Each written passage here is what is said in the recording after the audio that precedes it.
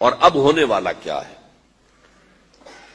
اب جو ہونے والا ہے، نمبر ایک، فوری طور پر تیسری عالمگیر جنگ جو سر پر کھڑی ہوئی ہے، آرمگیڈون جسے وہ کہتے ہیں بائبل کی اصطلاح میں، اور الملحمۃ الکبریٰ یا الملحمۃ العظمیٰ یہ حدیث کے اندر کہا گیا ہے۔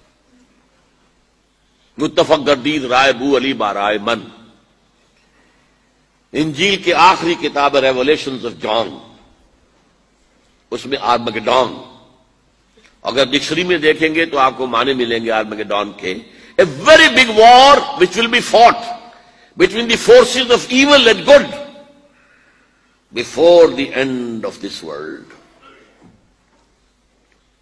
اور اسی کا ذکر حضور نے کیا، بہت بڑی جنگ ہوگی، بہت بڑی جنگ ہوگی، مڈل ایسٹ اس کا میدان بنے گا، اور اس جنگ کے اندر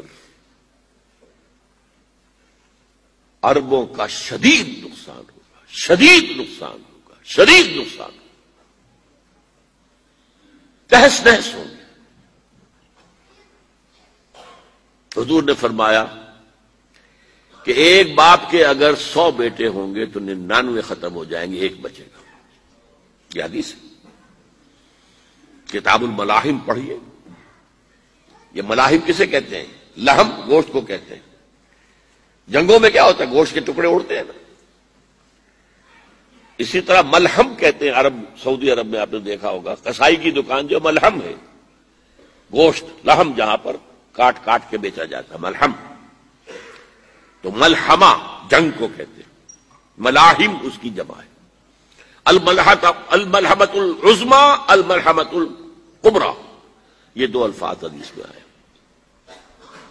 عربوں پر یہ عذاب کیوں آئے گا؟ سمجھ لیجئے کہ امت مسلمہ اگرچہ پوری مجرم ہے، اس وقت پوری دنیا میں کسی ایک ملک کے اندر بھی اسلام کا نظام قائم نہیں ہے، اور اسی لیے ضربت علیہم الذلۃ والمسکنۃ وباؤوا بغضب من اللہ، آج ہم اس عذاب میں مبتلا ہے۔ میری کتاب موجود ہے اس پر، سابق اور موجودہ مسلمان امتوں کا ماضی، حال اور مستقبل ہے۔ آج کیوں ذلیل کہ کل تک نہ تھی پسند گستاخی فرشتہ ہماری جناب نے، اس کا جواب یہ ہے۔ ان میں سب سے بڑے مجرم عرب ہیں، جن کا جتنا اونچا رتبہ ہوتا ہے اتنا ہی پھر ان کی جرم کی سزا بھی سخت ہوتی ہے۔ ازواج مطہرات سے کہہ دیا گیا تھا کہ تم کوئی غلط حرکت کرو گی تمہیں دوہری سزا ملے گی۔ تم محمد کے گھر میں رہتی ہو صلی اللہ علیہ وسلم۔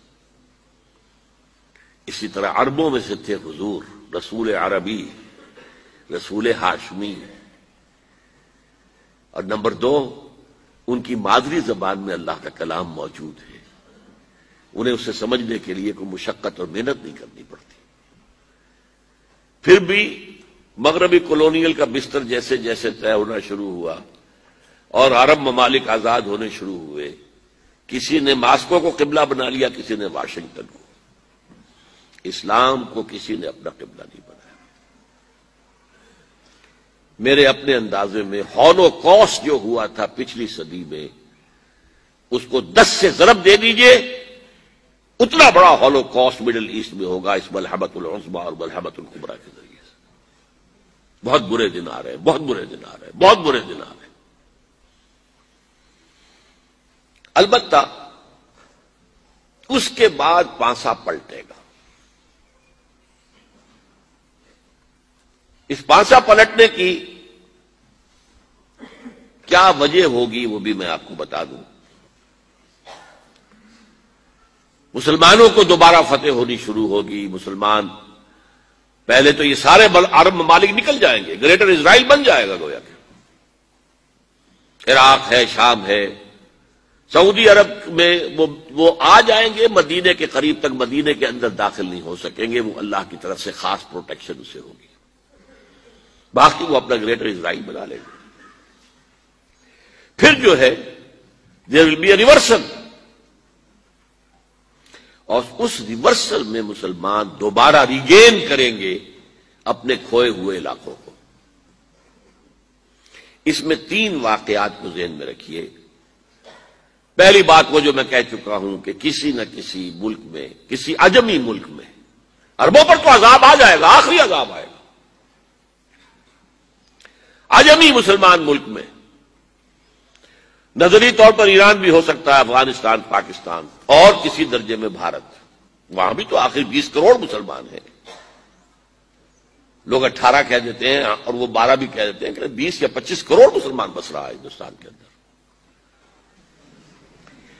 بہرحال یہ جو دوبارہ پھر مسلمان جو ہیں ابھریں گے، اس میں پہلا سبب کیا ہوگا کہ کسی علاقے میں، عجمی مسلمان علاقے میں خلافت علی منہاج النبوہ قائم ہو جائے گی۔ میرے نزدیک پاکستان اور افغانستان،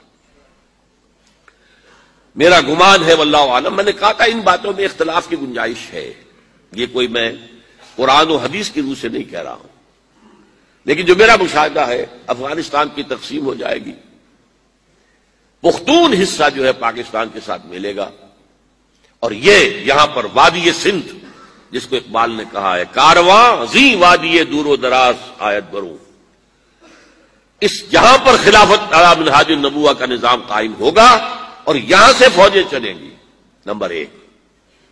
نمبر 2، عرب کے ریگزار میں 15ویں صدی کے مجدد کا ظہور ہو جائے گا۔ مہدی کو ہم مانتے ہیں مجدد، شیعہ مانتے ہیں 12ویں امام جو چھپے ہوئے ہیں، ان کے امام معصوم جو ہے 12، ان میں سے آخری جو ہے وہ چھپے ہوئے ہیں غار میں 1200 برس سے، اور وہ ظاہر ہوں گے۔ یہ ان کا عقیدہ ہے، ہمارا نہیں ہے۔ ہم سمجھتے ہیں جیسے ہر صدی میں اللہ مجدد بھیجتا رہا، اسی طریقے سے میرے گمان میں 15ویں صدی کے مجدد جو ہے وہ حضرت مہدی ہوں گے۔ ان کی حکومت جا کر یہ فوج قائم کرے گی، عربوں میں دم نہیں ہوگا، وہ اپنی عیاشیوں کی وجہ سے بالکل کھوکھلے ہو چکے، دولت کی فراوانی اور عیاشیاں۔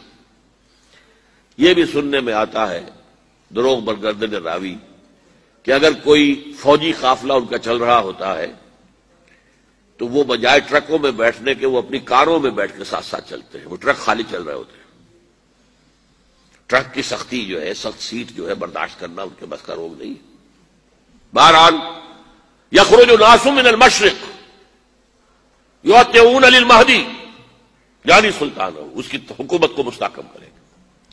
پھر حضرت مہدی کی طرف سے شروع ہوگا معاملہ جہاد، اور یہ سارا جو ملک چھوٹ ہم مسلمانوں کے ہاتھ سے نکل گئے تھے یہ واپس لے گیا۔ خليل بالقرآن هو إمامنا على هداية الله آمتنا، كلام ربنا هدايتنا، عطاء جبريل على رسولنا۔